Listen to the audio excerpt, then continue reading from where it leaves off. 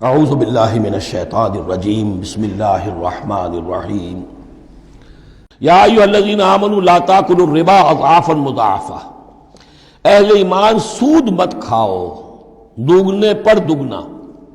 یہ جو compound interest ہے، بڑھتا چڑھتا رہتا ہے، یہ اصل میں پہلی آیت جو ہے سود کی حرمت میں وہ یہ ہے۔ بلکہ نوٹ کیجئے، جیسا کہ میں نے نوٹ کرا دیا تھا کل آپ کو، سب سے پہلے ایک مکی صورت میں سورہ روم میں بات آ گئی تھی، ما آتیتم من ربا لیربو فی اموال الناس فلا یربو عند اللہ وما آتیتم من زکاۃ تریدون وجہ اللہ فاولئک هم المضعفون۔ تو انفاق فی سبیل اللہ اور سود کو ایک دوسرے کے مقابل رکھ کر جو بھی اس سود کے اندر جو قباحت اور شناعت تھی وہ واضح کر دی، جیسے کہ شراب اور جوئے کی جو خرابی تھی اس کو سورۃ البقرہ میں بیان کر دیا تھا۔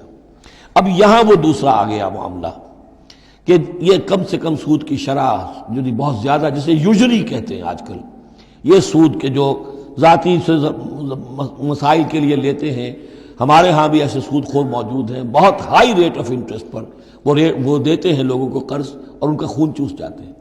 تو پہلے اس سود کی مذمت آئی ہے، آخری حکم ہے پھر اس سود کا جو بیع کے اندر سود ہے، وہ ہے وہ حکم کہ جو سن 9 میں نازل ہوا، لیکن ترتیب مصحف میں وہ سورہ بقرہ میں ہے، وہ پورا رکوع ہم پڑھ چکے ہیں، اور اس رکوع کی آخری آیت وہ ہے جو قرآن مجید کی آخری آیت ہے ترتیب نزولی میں، وَاتَّقُوا يَوْمًا تُرْجَعُونَ فِيهِ إِلَى اللَّهِ۔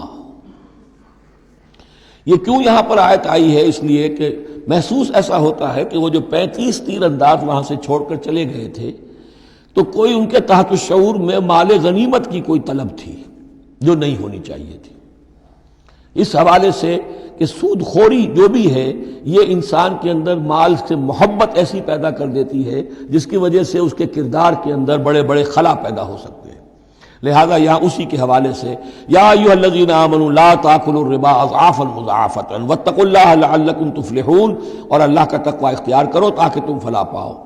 واتقوا النار التی اعدت للکافرین، اس آگ سے بچو، ڈرو اس آگ سے جو کافروں کے لیے تیار کی گئی ہے، بھڑکائی گئی ہے۔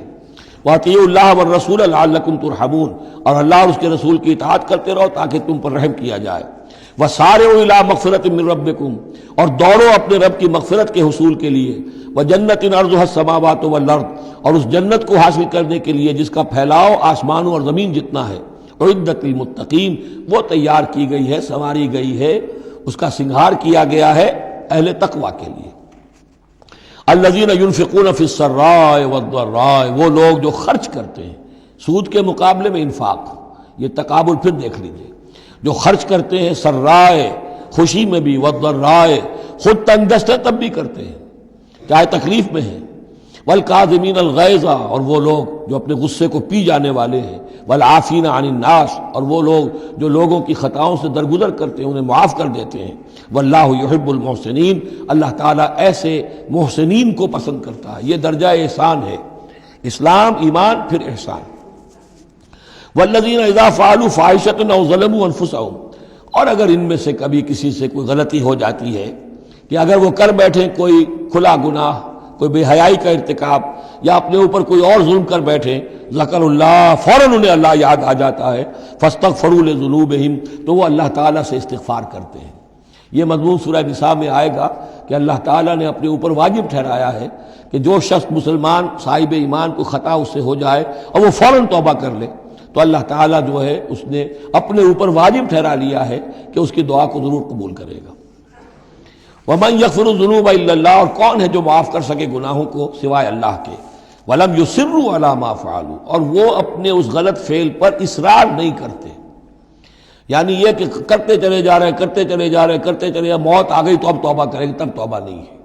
ایک خطا ہو گئی، جذبات میں ہو گئی، بھول میں ہو گئی، فوراً ہوش آیا، فوراً جو ہے گڑ گڑائے، فوراً توبہ کی، عزم مصمم کیا اللہ دوبارہ نہیں کروں گا، پوری پشیمانی کے ساتھ اللہ کی جناب میں اپنے پورے صمیم قلب کے ساتھ توبہ کی، اللہ اس توبہ کی قبول کرنے کی ضمانت دیتا ہے۔ اولئک جزاؤہم مغفرۃ من ربہم، یہ وہ لوگ ہیں کہ جن کا بدلہ ہے ان کے رب کی طرف سے مغفرت، وجنات تجری من تحتہا الانہار خالدین فیہا، اور وہ باغات کے جن کے نیچے یا جن کے دامن میں ندیاں بہتی ہوں گی اور وہ اس میں ہمیشہ ہمیشہ رہیں گے۔ ونعم اجر العاملین، اور بہت ہی اچھا بدلہ ہے عمل کرنے والوں کے لیے۔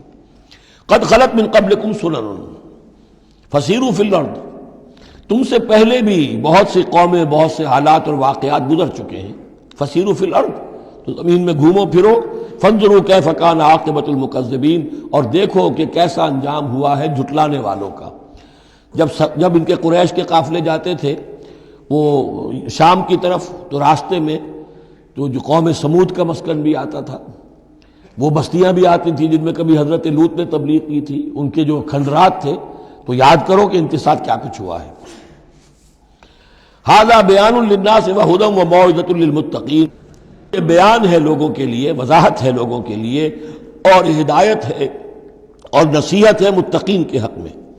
صدق اللہ العظیم.